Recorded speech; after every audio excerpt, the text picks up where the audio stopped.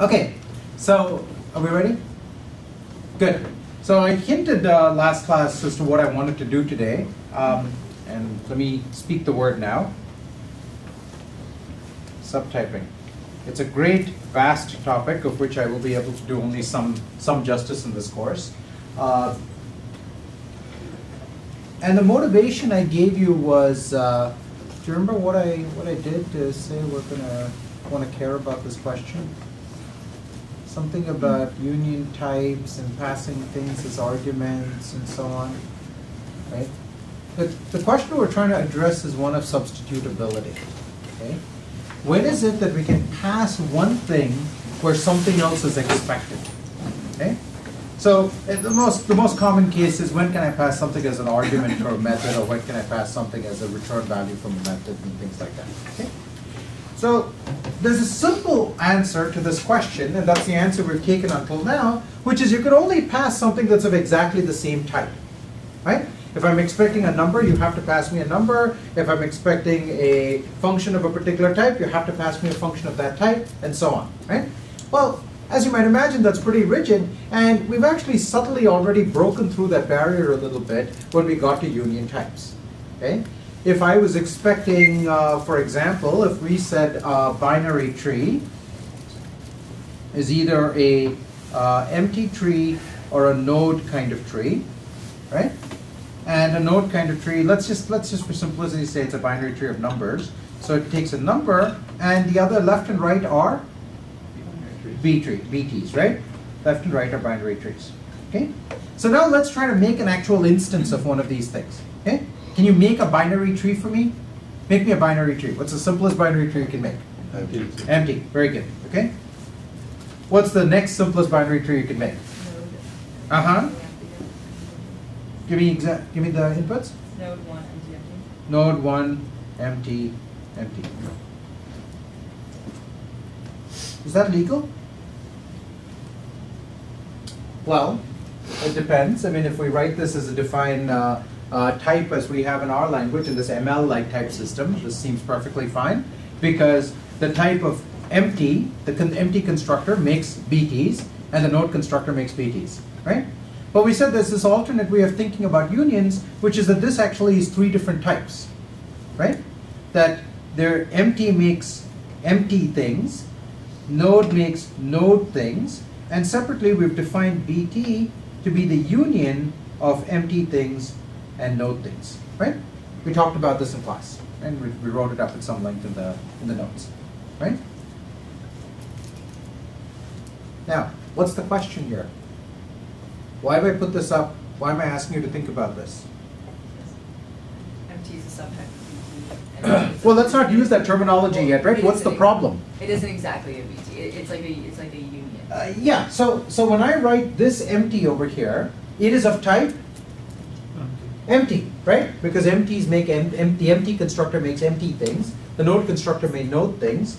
So this thing over here is of type empty. And what am I expecting over here? I'm expecting type BTs, right? So clearly they're not exactly the same type. So if we take a literal interpretation, there seems to be a type error here. But intuitively, we don't want this to be a type error, right? If we effectively made this a type error, we'd never be able to write any programs. Yes?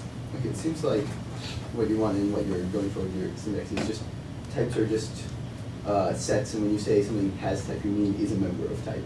And therefore, you can just say, since this is like a subset, any member of the set. Very good, very good. So we're pushing in that direction. When you read the notes, you'll find that I'm a little hesitant to accept the set interpretation. There's various reasons why a strict interpretation of sets is a little problematic. Okay, you okay? Yeah. Okay.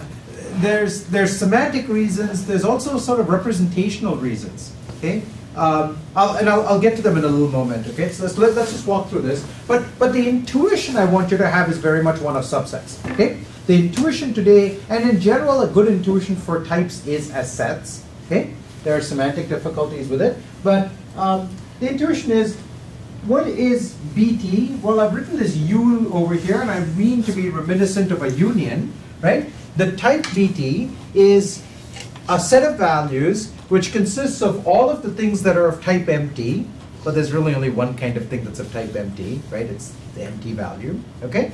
And union with all the things that are sets that are of type ND, right? And if that is in fact the set, well, then it makes perfect, of course, you know, this is a recursive definition and we've talked about mu types for dealing with this, but then it becomes perfectly reasonable to say, well, what is this? This is an element of the set empty, the type empty, and therefore also an element of this type over here, and that's why type checking succeeds. Right? That's that. I just reset what you just said. Okay. So we're using the subset interpretation, but that does mean we need to tell our type checker, our type language, something about this intended meaning about subsets. Right? What we're saying is that anytime you write an empty, you've also effectively written a BT. And anytime I write an ND, a node, I've also effectively written a BT. Okay? And this is called the subtyping relationship. So we're saying that if we have this equation over here, then anytime we've written an MT, we've also written, and this is the notation we use, we've also written a BT. Okay? And likewise, anytime we have an ND, we've also written a BT. Okay?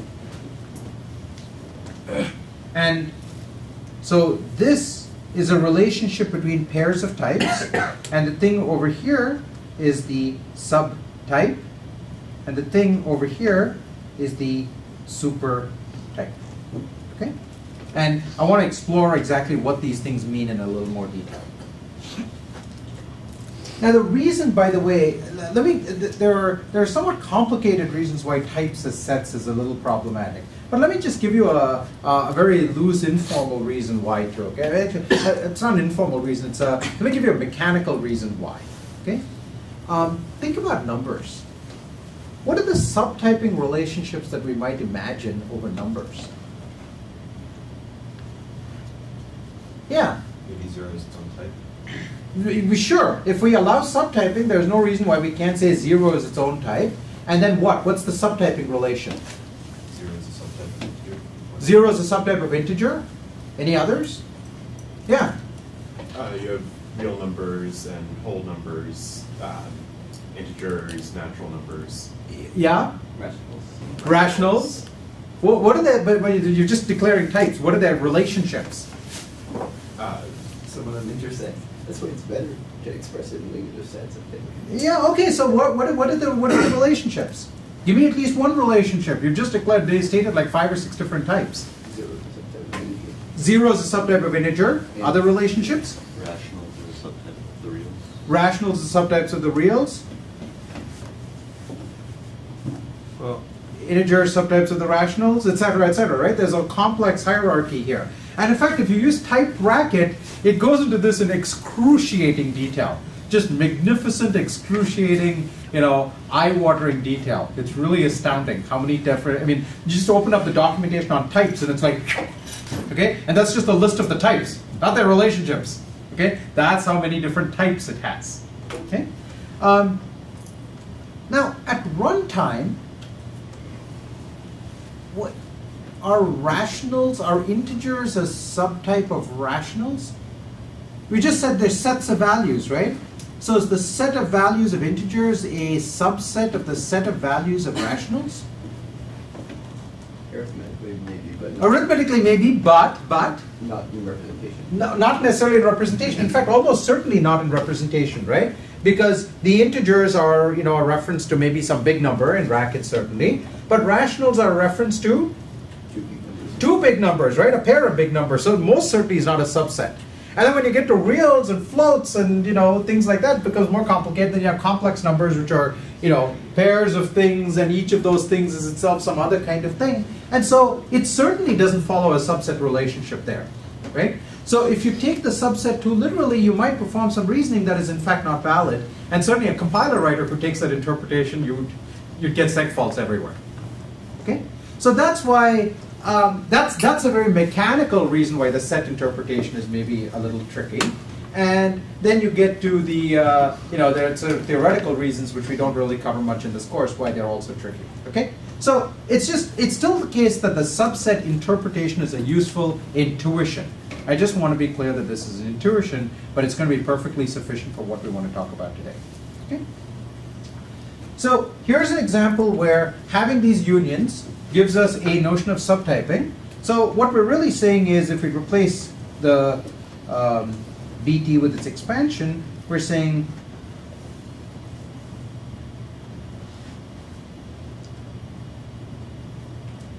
okay.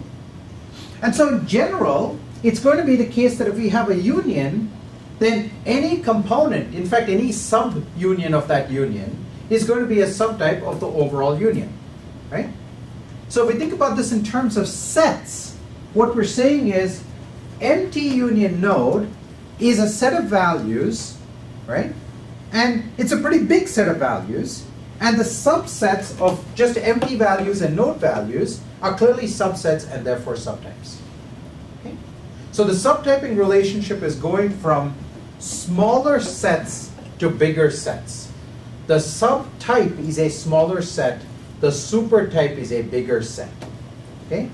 Now, remember this because we're going to write some things later on that are going to look a little confusing in this regard. And we have to be careful to make sure we understand why this still is true. Okay? Here it's pretty obvious, right? I mean, this one's just got more characters on the right than on the left, right? So it doesn't seem surprising. We're going to write things that have more characters on the left than on the right, and that's why the interpretation will start to matter. Okay? Good? Okay. As an aside, one of the things that I discuss in the notes is a question that some of you hopefully have had, which is, if we have unions, what else might we have? Intersections. So, what is an intersection type? If we have a union type, what must be an intersection type? Yeah. You might be able to make an argument that struct is an intersection.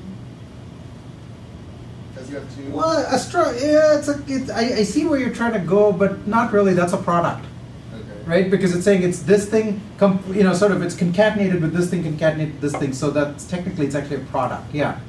I really have no idea, but if there's maybe some kind of like if there's some commonalities between two types, like if yeah, MT and Node aren't yeah. BTs, but they like have stuff in common, then you can intersect them. You're getting somewhere. You're getting somewhere. Yeah. You can sort of flip the containment and intersection signs in over there. Oh yeah, and that's in fact where we're going to go. Okay, but first, what is it? What might be an intersection type? Yeah. Is it maybe an interface or? Oh, good. You're thinking. That's good. That's good. Yeah. Like maybe null is the intersection of all types because it can go everywhere. Oh, null. Null's its own wonderful thing. So a union says that. So if I write, empty union node, we're saying that all the values in that type are going to be one or the other thing, right? A value is going to be either a no empty or it's going to be a node, right? Now we're assuming that we've got some sort of well-formedness on unions that says they're disjoint, but even otherwise, right? This is mostly true. We're saying it's going to be this thing or it's going to be that thing. It's an or interpretation, right? So an intersection, as you said, must be an and interpretation. A value is this type and that type, right? Which seems kind of weird. It's certainly not the case that there's a value, for example, that's a number and a string, right? Yeah? Multiple inheritance. It's another separate set of issues, yeah. So the intersection of the reals and the rationals is. So certainly when we have these simple set theoretic things like the reals and rationals, if we have something that's in that intersection, like where like there's the values that are precisely that are both those things, okay? But think bigger. Think about like functions. Imagine a function that is the intersection of string to string and say number to number, or string to string and number to number. Seems weird, right? It's a function that is both of those things. It's a function to which you can give it a pair of strings and it'll give you back a string, but you can also give it a pair of numbers and it'll give you back a number. Plus. Huh? Like plus in Python. Yeah, like plus in Python. Like overloaded functions, right?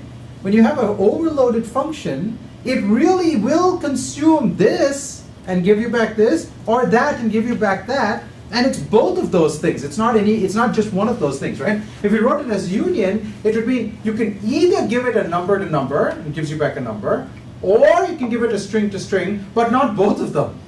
And you don't know which one it is. It's sort of like, try your luck and see what happens, right? That would be useless. But that's not what we mean. It really does consume both of those things. And it's worth asking, why do I have to do that using unions? So let's just take, Python plus, right? So I've got something that is, I'm arguing that it is the intersection of number, I'll just write this as single letters, okay? It's that type, right? Intersected with that type. That's my claim, right? Now there's a few different ways to write this. So one of them, as we just said, is we could write this as number to number, union, string to string. And we just argued why that would be a problematic way to write it, right? That'd be a bad thing to do because it would be saying it can be one or the other. I'm not going to tell you which one, right? And if you apply it to the wrong kind of value, then you just get an error, and that's clearly not what you want. So that's not a useful way to think about it, yeah? Could you potentially write it as quote A, quote A, quote A, and then put a string times quote A? Yeah, but that's polymorphism, right? I mean, so the problem is it's not that either, right? It's not saying I will accept any type and two arguments of any type, right? It's not saying that. It's very explicitly saying I will accept numbers or I will accept strings and nothing else. So it's not a polymorphic type, right? So this is why people use the term ad hoc polymorphism for this because they got confused into thinking this is a kind of polymorphism, but it's actually not. It's not truly polymorphism because it doesn't accept any type, right? But it's not monomorphic either because it doesn't accept only one type. So it's ad hoc. It's just like two completely different functions. It really is, right? I mean, if you think about the bit representations of the add function and the concatenate function, they're just two completely different functions that behave in totally different ways. That we just, for convenience, decided to give the same name plus to, right? So it's called ad hoc polymorphism. I don't like that name because it's really just ad hoc is all it is, right? It's ad hoc non-monomorphism. It's ad hoc finitely overloaded non-monomorphism and not really polymorphic, okay? So overloading is a better name for it because it really is, we've chosen to overload this name plus with two different types. How about I write this type instead? How about I write number union string to number union string? Because after all, on a given use, it's going to get either a number or a string and not, the other kind of thing. So this seems like a reasonable type. Yeah? You can pass a number while the first one's string. Ah, here's the problem, right? There's actually two problems with it. One is, this type lets me pass a number in one place and a string in another place, but that's not what, Python's plus does various things, and Python's multiply is actually more interesting. But that's not what this type is saying. This is saying both arguments must be the same type, right? And that's not what we mean over here. Okay? What's the other problem with this? The return type Yeah, the return type is is not. it's not saying that it's consistent with the argument, but it's also always going to be number union string. Right? So even if I do pass it two numbers, the type checker is going to say, oh, the return type's number union string. You have to do a dispatch on it to make sure that it's actually a number. But you know that it's going to be a number, right? This type says it's going to be a number. If you do plus on two numbers, it is going to be a number, and you can now compose it to the arithmetic expressions without having to check the return type. Right? This type tells me that this type does not. If the intersection isn't like part of the union, then isn't it actually like an exclusive OR sort of thing? Because shouldn't the union contain the intersection also? Well, we're talking about it, so we've interpreted unions to be exclusive unions here, right? If we take unions to be inclusive unions, we get, yeah. So I mumbled that and not crisply enough. Okay, good. So in fact, when we talk about subtyping now, right? It's exactly what one of you said is when I talk about the subtyping rules. What is the subtyping rule for intersections? Yeah. Really fast. It seems like the way we're using intersection is kind of not in the same way as we use unions. So isn't it wise? Well, I don't understand. What do you mean? Like the way we're using is not kind of the same like way. You use, like at least so far, we use intersection on functions and. Well, we talked about intersections on numeric types too, right? Yeah, but I feel like that's, well. I mean, the intersections, so it is certainly the case that traditionally intersections are most useful for functions. But that's because the assumption is that base types are all distinct, right? If our base types are no longer distinct, then it makes perfect sense to talk about intersections between base types as well. But in traditional languages where the base types are distinct, you can't really intersect them because the intersections are empty. Okay? So that's really an artifact of the way base types are traditionally set up in programming languages.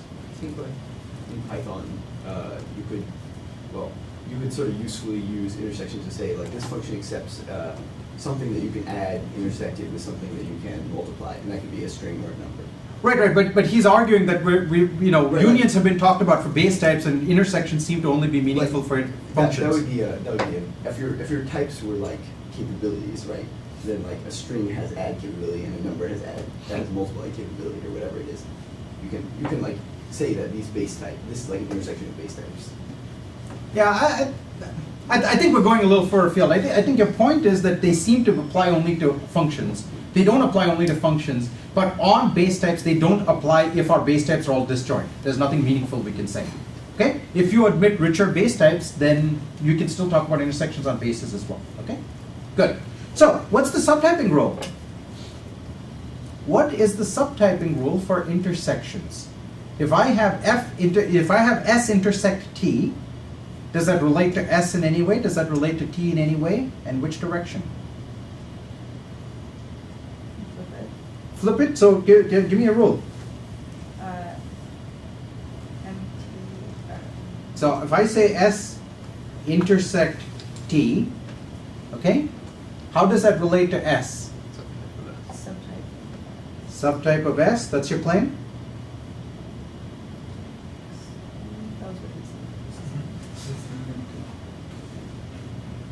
And S intersect T is a subtype of T? Is that your claim? Yeah, because this says a value on this side must be both an S and a T. Okay? So if I have a context that's expecting an S, like I have a function that's expecting an S, right? Anything that is certainly an S and a T is also going to be an S. Anything that's expecting an S and it is expecting a T, certainly anything that's S and a T is also a T, right? So if I have a function that's expecting an S as a parameter, I can certainly pass it something that's S intersect T as a parameter, a value of that type, because it's expecting an S. Anything it wants to do with an S, it'll be able to do with something that's of this type. Yeah. So null is the empty set. Null is the empty set. You can pass it anywhere, and it's the intersection of. Yeah, so null starts to, so null, there's two different ways of thinking about null. One is you can think about it sort of as this intersection of like everything, and so that's why, it's a little funny because it's also kind of polymorphic. It's a subtype polymorphism intersection because it's also a member of every type. So when you intersect all of the types that you get, then you get only one value in that intersection, and that value is null. That's one way to think about it. Yeah. Okay? Okay, so intersections, but we don't usually think about subtyping so subtyping, clearly this is a legitimate way of thinking about subtyping, but subtyping is most commonly associated, of course, with the big O, right? So objects. So let's talk about Java for a moment. What is the subtyping relationship in Java? If I write class A extends B, what's the subtype relationship? A is a subtype of B, or B is a subtype of A? So think about the sizes of the sets. Okay? Think about the sizes of the sets. If I say class A extends B, then I have some hierarchy here, and I've got B sitting up here, and I've got A sitting down here, right? Could there be other kinds of B's as well? Right? There could be like C kinds of B's as well, and perhaps others, right? So everything that is an A, is it also a B? Everything that's an A is also a B, right? So all the elements of A are also, if X is an element of A, that implies that X is also an element of B, right? So any instance that's an element of type A is also going to be, is an object of type A is also going to be an object of type B, okay? What about in the other direction? Is it the case that everything that is a B is also an A?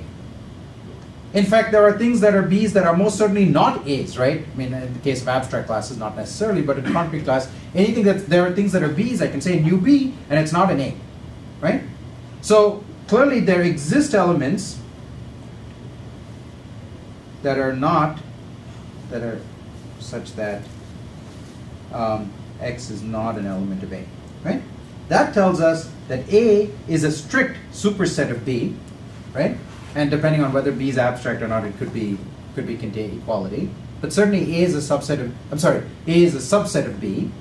And if we now follow the subtyping rule that we want subsetting, then A is a subtype of B. Okay? So again, smaller set, bigger set, right? The smaller set of elements here, right? Another way to think about it is, B is stating fewer constraints about objects, right? When you extend B to create an A, you want more things of them. You say it must also have this method, it must also have this field, right? So fewer things in the world are eligible to be A's, right? More things in the world are eligible to be B's.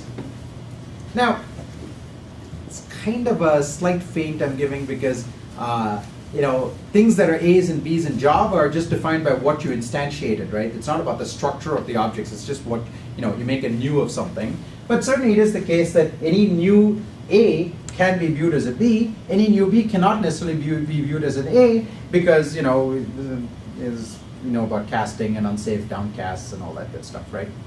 Anyone not familiar with this stuff? Yeah, good, okay, you've all been there. Good. But there's another way to view the view object types. So in Java, the type of an object is simply the name of the class through which we instantiated it, right? And we can actually use inspection to, you know, reflection to go at runtime and ask what is its type. And you can also, you can sort of cast it up the chain, but if you created a completely different class that happen to have all of the same fields and all of the same methods and all of the same types, right? It's still a different type. It's a completely distinct type, right? So, for example, if I had a class C extends A, okay, and the code that I write after here, right? The code that I write over here and the code I write over here is exactly the same, literally character for character. I copy and paste the code, okay?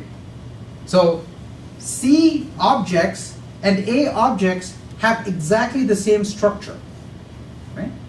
But C and A are completely different types. Do you mean C extends B? Oh, did I mean A? I'm sorry, I didn't mean B. I'm sorry, thank you. Is that what you had your hand up for? Yeah, I meant this picture, okay?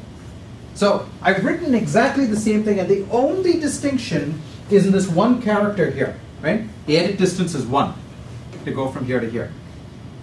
So the objects that I get on memory are going to look exactly the same. They're going to have the same behavior, right? They're going to respond to the same messages. They're going to have the same fields. They're of the same type. Why do we consider them to be different? Yeah? Well, their get class function will return different things. Sorry? Their get, like, they have a different class. Because there's some observation I can perform, which is using reflection. I can ask, you know, like, what is its get class? Like, right? like the name of the class is part of the identity of the object. Okay, so the question is, should the name of the class be part of its identity or not? It's nice for having, like, say, constants which are the same but just different types, or like arbitrary. You can arbitrarily use A's and C's differently and use that to enforce that. So what you're saying, for example, is I can make so that's a mechanism that defined type gives me, right? So if I had an algebraic data type mechanism where each of the variants was different, then I seem to be conflating two different things here. So they're both useful. So. Right. So the question is, if I had a mechanism for creating those distinct types, those distinct variants, right, like an algebraic data type mechanism, is it still necessary for classes to be associated with their name rather than with their structure? That's the question we're asking here, right? If you think of classes as being, if you take the sort of pure object-oriented point of view, which is I'm defining this abstraction, it encapsulates something, and I want to think of it through the messages that it responds to, right? That's what I really care about, is what messages does it respond to, what values does it consume in return, and even what behavior does it have, right? Then there's nothing that distinguishes C from A. They have the same messages, they're actually going to return the same kinds of values too, right? You might not want to define a type just by the names and types of the methods, because you might have two classes with the same method name that do different things. Like, yeah, but I've told you that the code is identical, right? I told you what's in ... is literally identical. but you're saying why aren't classes, like why can't you put a C into an A reference if they have all the same methods? And I'm saying it should be different because the implementations are different. The what? I said implementations. So like, You're assuming the implementations are different, right? well, they have the potential to be different. Like when you said the same methods, you meant the same source. Also, not just the same method names. But you don't want to like compare two bodies of code to figure out whether it's a subtype, do you? No. So the problem is you're I want you to recognize that you're stuck in one particular mode of thinking here, right? Which is there's a whole sequence of consequences based on the fact that we've chosen to take this nominal interpretation. But there's nothing canonical about the nominal interpretation. There's a completely different perspective that says, when are two things the same? Two things are the same if they have the same set of behaviors, right? So all I'm saying is if you'd have to be very careful with your method names to never like make an add method in one class that does something different from add method in another class. So you have to be careful about naming. That's right, okay? You have to be careful that your name, that's not just the names, right? It's the names and the types. Yeah. Okay? So your combination of your names and types, if they are sufficiently descriptive, then you actually get more reuse if you don't conflate, if you don't insist on the construction name actually being relevant, right? You have two chunks of code, completely different piece of code, and somehow you have to make sure that if I want to be able to pass in things that expect A's, I have to make sure that A is visible everywhere so that people can make instances of A's, because if they had a thing that's structurally identical, they can't pass those instances in. That's a kind of loss of modularity, you could argue. Yeah?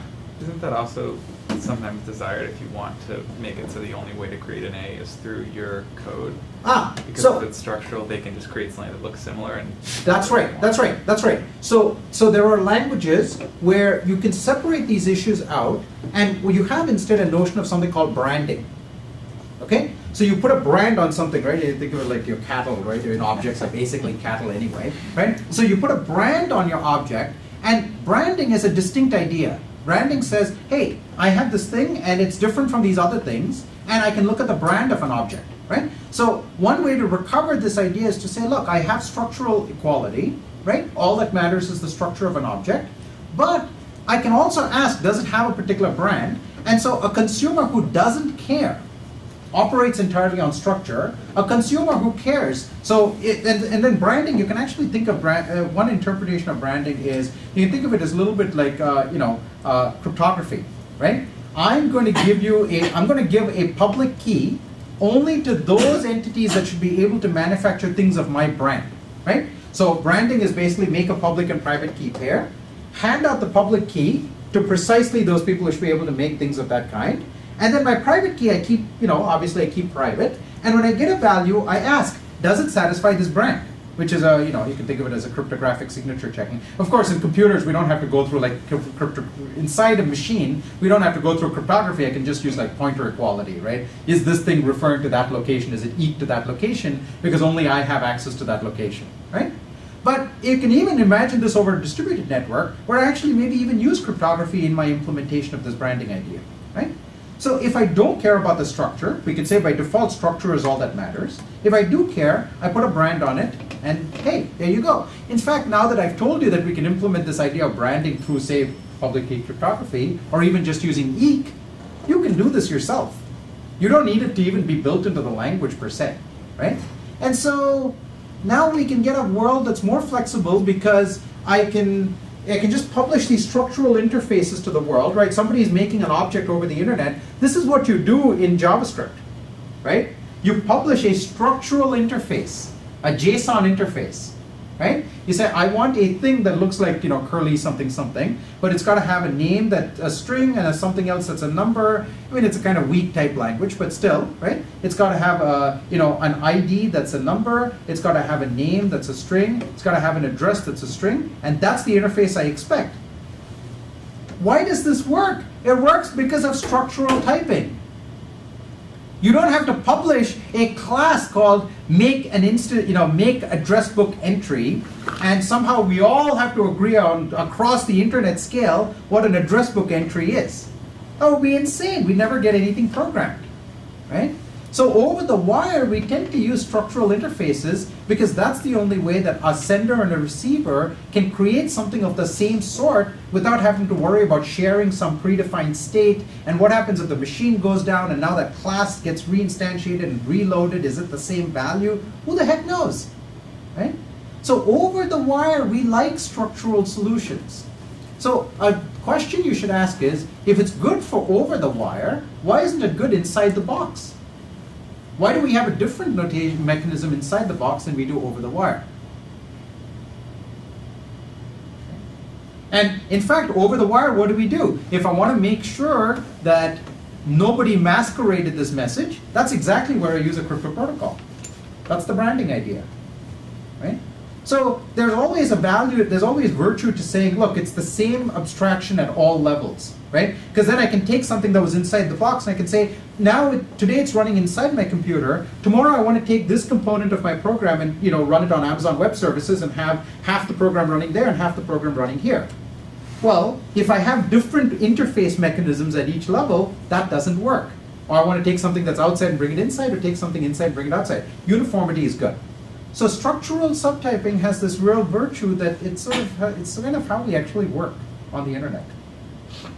Right? I describe the set of messages I want to get, and that's it. Anything that makes those messages is okay. And then I can use other mechanisms like PKI if I want to have additional, integrity or authorization and things like that. We have mechanisms for doing that, and those are separate.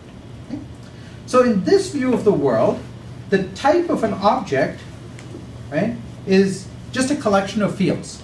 So I have field names, and I have types for those fields, and I have a whole bunch of these. And what's a field that's, well, it gets a little messy because what's a method? What's a method? Yeah, it's just a field with a function type over here, right? But methods sometimes have self. And what's self? If I have an object like this, and inside one of these, I want to be able to say self, what is self a reference to? That whole object, right? Because it wants to be able to do all of the things that this object permits, right? I want to say self.anything that somebody from the outside can do. So it's actually a recursive type. So it's a fairly well understood idea now that the right way to think about objects is as recursive types over these records. Except it's a little messier than that because, in Java, for example, right, you can do different things from the outside than you can from the inside. Right? I have private and public, and private is visible on the inside but not visible from the outside. So the self on the outside, the recursive type on the outside is not quite the same as the type of the self. So I have to do some filtering, when I expose it to the outside world, and I don't have to do the filtering when I'm on the inside. And it's a little ugly, okay? It's a little messy. But if you look in general, so this is like, for example, our research on type JavaScript. In type JavaScript, we use structural types. We don't use nominal types at all, okay? There's a little bit of nominality when you can ask, like, is this an instance of that particular prototype? Right? So that's an element of nominality in JavaScript. But JavaScript is largely structural. Python, Ruby, they're actually structural underneath, but they give you this veneer of classes. But if you look at the classes closely enough, they're really closer to prototypes, and once they're prototypes, you can modify them. They're really not classes at all. So they're actually also structural. So Python, Ruby, Lua, JavaScript, all these languages, when you program in them, you're actually programming in a structural world. Okay? So it's now worth asking, what is subtyping in a structural world? If I have some set of fields, f of type T, okay? What are the subtyping relationships that I can have? Well, so if I have f1 t1 to f sub k t sub k, okay? So let me offer a candidate.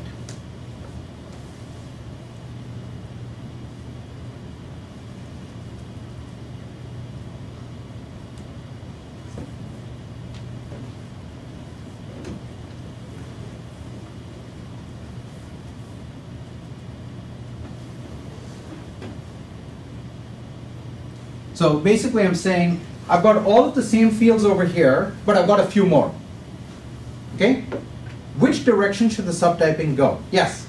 I guess it would just be easier to express if you first introduce like function subtypes and regard objects as like functions from... Oh, no, we're going to get to function subtypes in a minute. It'll be worse. Yeah. We could do that encoding, and I encourage you to try it out at home. But this is much more straightforward, believe me. Okay, so the question is, which one is a subtype of which one? So if I add extra fields, basically, fields which may happen to be methods, okay? Which way should I go? Is this a subtype of this, or this a subtype of this? Yeah? So the one with more fields is the subtype of these. So you're saying the subtyping relationship goes like this? No, the other way. Yeah. So you're saying that the subtyping relationship goes like this. Right? But we have a longer ASCII string here, right? So Yeah. The thing on the right is an intersection, but you can say there's a type for every field. Let's not get into intersections here for a moment. Let's just try to understand this natively. That's a clever way of trying to interpret it, but let's just understand this natively. Yeah. So the one on the right has more constraints on it. More constraints, therefore defines smaller sets. Fewer actual values in the world can satisfy this type. Any value that satisfies this type satisfies that type, but fewer things can satisfy this type than that type. Okay? So this is known as width subtyping, because you're basically playing the subtype is across the width of the object. Right? Another thing you can do is to say, look, I've got f1 t1, right? And each of these types can also have subtyping in that position, right? Like I have a union type and I have one component of the union. So for each t sub I, if it's a subtype of some t sub j, right? Well, I should say t sub I prime, let's say, okay? Then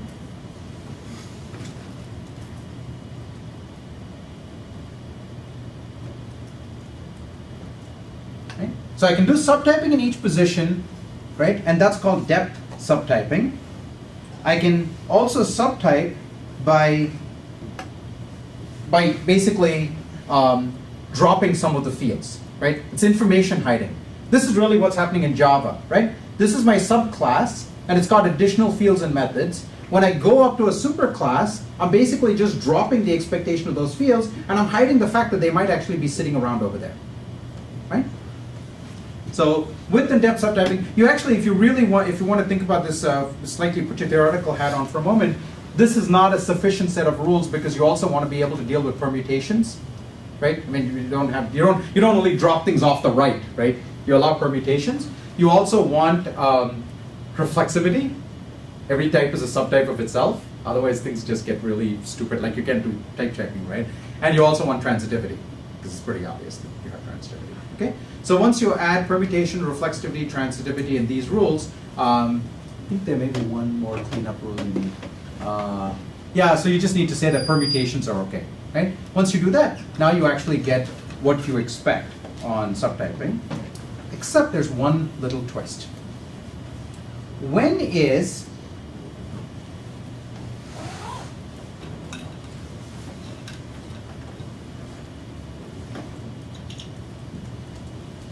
that true? Let's take the return type. What's the relationship between T1 and T2 that we expect? So we have a function, we have a position, an expression that's expecting something of type S2 to T2. Okay? And we want to pass it in S1 to T1. So if T1 is a subtype of T2, then the caller is expecting T2 values to come back. Okay? So if it gets T1 values, as long as T1 is a subset of the values, that's okay, right? It was expecting over here, it was expecting to get number union string, and it only got numbers. That's perfectly fine. It was expecting to get all numbers and it got only positive numbers. That's fine. If it was okay with all of T1, T2, then it surely should be happy with a subset of T2. So T1 is a subtype of T2. Okay? By the same argument, S1 is a subtype of S2. Okay? No. I may be getting way ahead of myself, but wouldn't you want to reverse that relationship for the arguments? Why? Because you want to make sure that everything they might encounter when the function is applied will fit. If I may put it in this case. Yeah? Same argument? Yeah. Yeah. Here's the problem. So it's really tempting to say S1 is a subtype of S2. But the function is being supplied, right? The calling context is supplying values, right, of type S2. If the actual function only takes S1, it's only expecting a subset of those values. So there's going to be some values in S2 that are not in S1 that the context is free to provide that the function was not expecting, right? So, for example, if this is number union string, the calling context saying, I'm going to sometimes throw it numbers and sometimes I'm going to throw it strings. If this function only accepts numbers, it's going to say, oh, I got a string, segfault, because I was not programmed for that. So in fact, you need to go in the opposite direction. You need it to be the case that S2 is a subtype of S1. Okay? So if this is a smaller type and this is a bigger type, so the function's saying, I'm willing to accept more values than you were, and I produce fewer values than you did, then we truly have a fit. Okay? So this is called contravariant, and this is called covariant. You'll see this terms. It's written down in the textbook. This is a nice little, this is an important thing to remember because you'll run into this many times, right? As Liam did several times in the fall, in the spring, and in the summer. Okay? Good. This is all written up in the book, so go read it in more detail if you want to get it all in check out. Okay? And the quiz forces you to do some of the reading.